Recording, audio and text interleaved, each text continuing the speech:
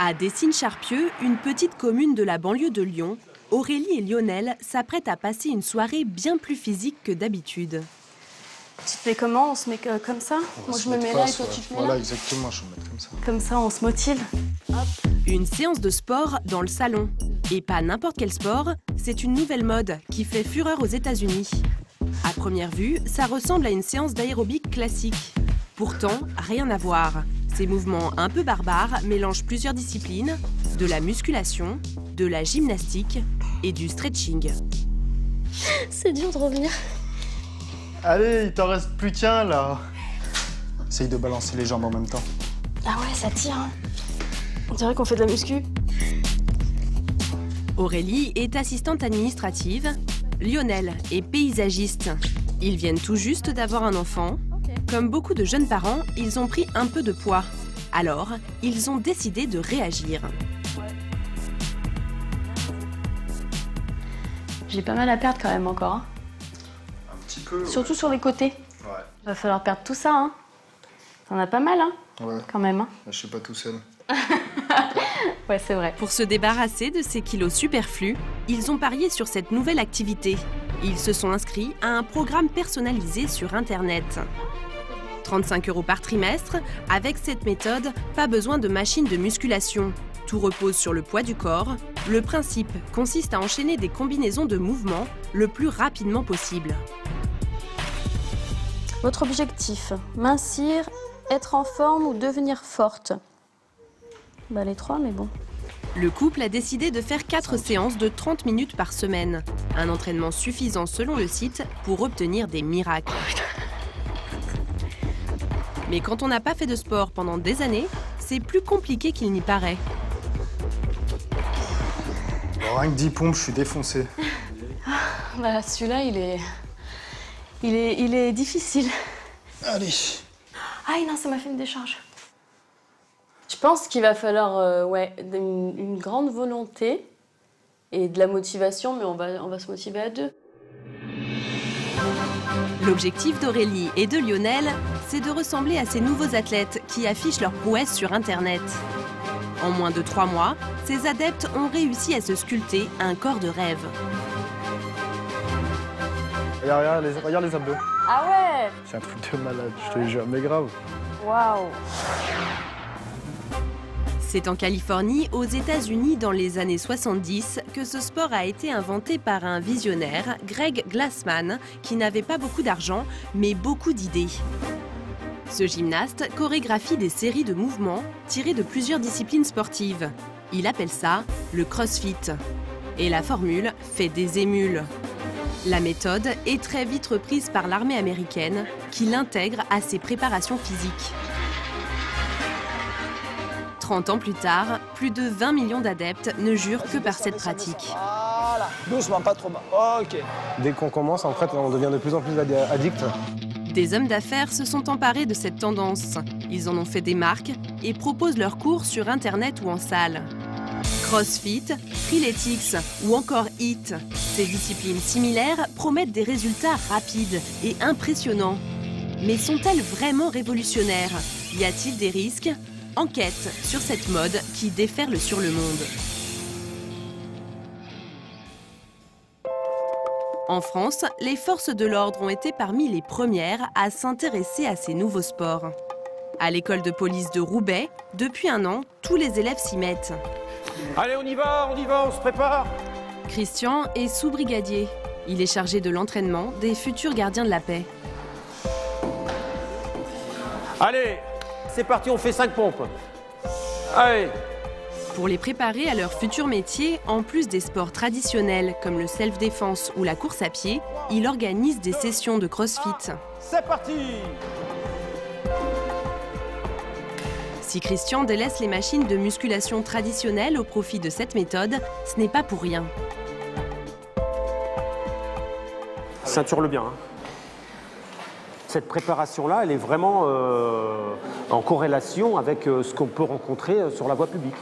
Ce travail de traction, par exemple, peut aider le policier à escalader une fenêtre, un bâtiment, un obstacle, pour, par exemple, sauver une personne en difficulté. Autre gros avantage, le coût réduit des installations et la possibilité de pratiquer cette activité n'importe où. Un aspect pratique et économique qui a séduit les forces de l'ordre du monde entier. On n'a pas forcément le temps en tant que policier de s'entraîner régulièrement, à des bonnes heures classiques, avec ce type de mouvement qui ne demande pas forcément beaucoup de machines. On peut tout à fait faire un entraînement adapté à la condition physique du policier, en le rendant tout à fait opérationnel, dehors, sans matériel, juste avec le poids de corps.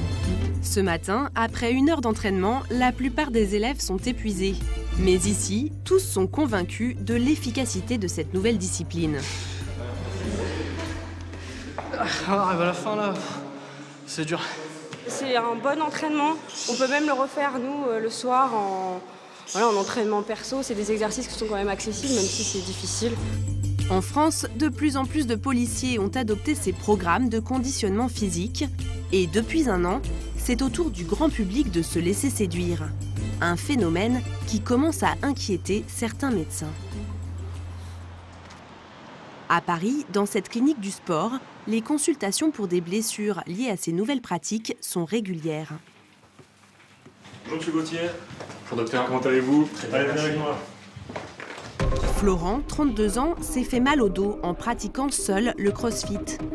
Il souffre depuis plusieurs mois d'une hernie discale. Dans les palpations, je crée de la douleur? Pas du tout. D'accord. C'est relativement handicapant quand même. Donc c'est un mal de dos constant, on ne tient pas assis, on ne peut pas conduire.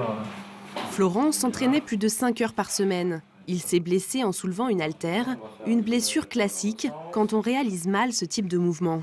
Bien sur les coudes. Pour le docteur Lafourcade, le problème de ces disciplines, c'est qu'elles sont bien souvent pratiquées à domicile par des amateurs non préparés. C'est un sport qui est excellent parce que c'est un sport qui est complet, qui permet de faire de gros progrès sur le plan physique dans tous les domaines. Mais des gens qui ne seraient pas suffisamment préparés, pas suffisamment encadrés dans leur pratique, pourraient avoir des activités mal faites, avec des mouvements mal exécutés. Et c'est ces éléments-là qui font le lit généralement de la blessure.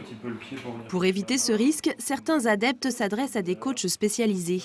En France, il existe aujourd'hui près de 200 salles exclusivement réservées à ces nouveaux programmes d'entraînement, 4 fois plus qu'il y a 1 an. Bon, plutôt pas mal. C'est en banlieue parisienne, à Lys, dans un ancien entrepôt, que Gilles a ouvert sa salle il y a quelques mois. 700 mètres carrés dédiés au crossfit. On appelle ça une box. Ici, pas de machine de musculation, mais du matériel beaucoup moins onéreux. Des haltères et ces barres métalliques pour faire des tractions. Ce concept se base sur ce qu'on pourrait vivre de façon un peu plus rustique, peut-être dans la vie quotidienne. Et entre autres, on utilise des matériels comme les pneus. Et le but du jeu, en utilisant une bonne posture, c'est d'arriver à soulever cette charge et de la retourner. Au total, seulement 200 000 € d'investissement, 4 fois moins que pour une salle classique, une aubaine pour cet ancien militaire.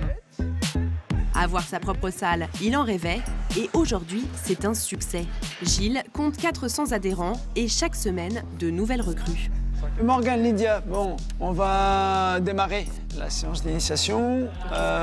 Donc c'est ta 3e. Oui, 3e aujourd'hui. Et Lydia, la première. Eh bien, bienvenue.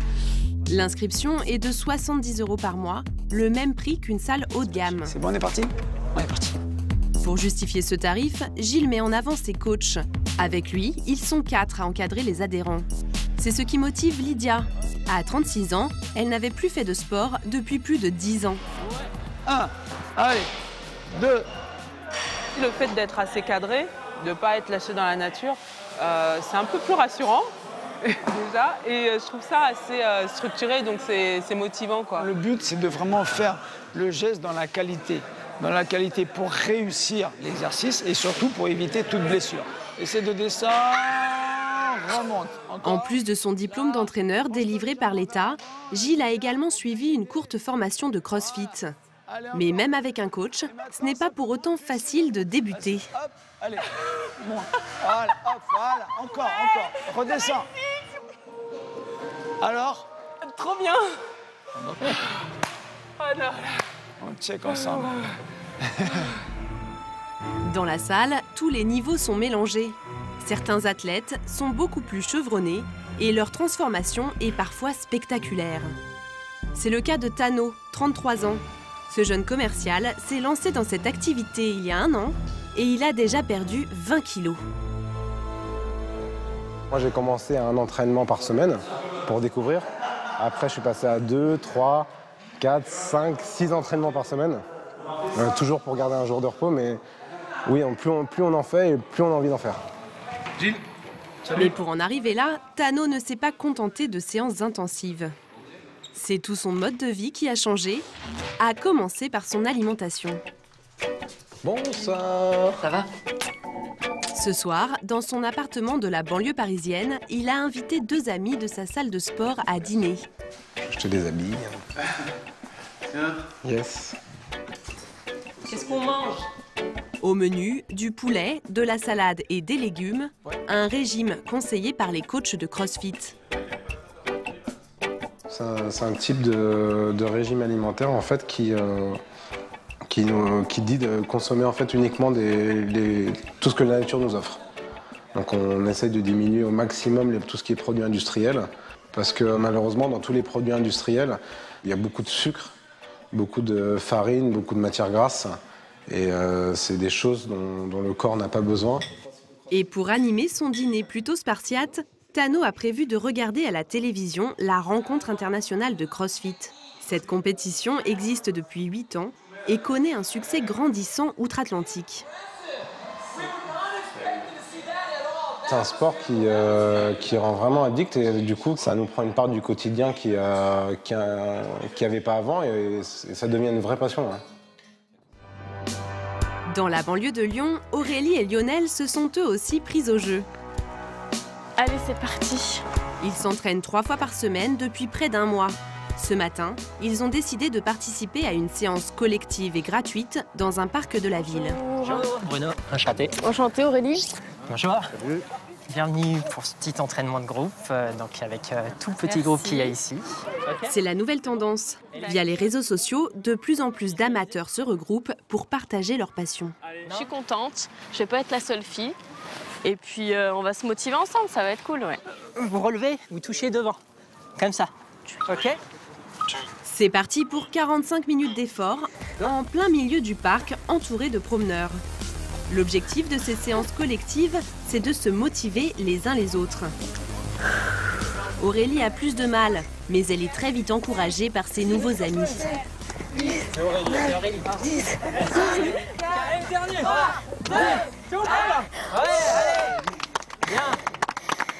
Jusqu'au bout, c'est bien. Je vais mourir. C'est dur, mais c'est motivant. Quand on entend hey. Mais la vraie récompense, ce sont surtout les résultats après plus de 3 semaines d'efforts. Voilà. Aurélie a commencé à perdre ses kilos superflus et c'est encore plus flagrant pour Lionel, qui a presque retrouvé les abdominaux de sa jeunesse. Ah ouais. Ah oui, quand même. Voilà. Ah, énorme. Ça motive. Ça vaut le coup de tenir surtout, en fait. Ouais, de se motiver, de tenir. En France, ils sont aujourd'hui plus de 50 000 à pratiquer ces nouvelles disciplines, avec un même objectif, retrouver le corps et la forme de leurs 20 ans. Ouais, c'est bien.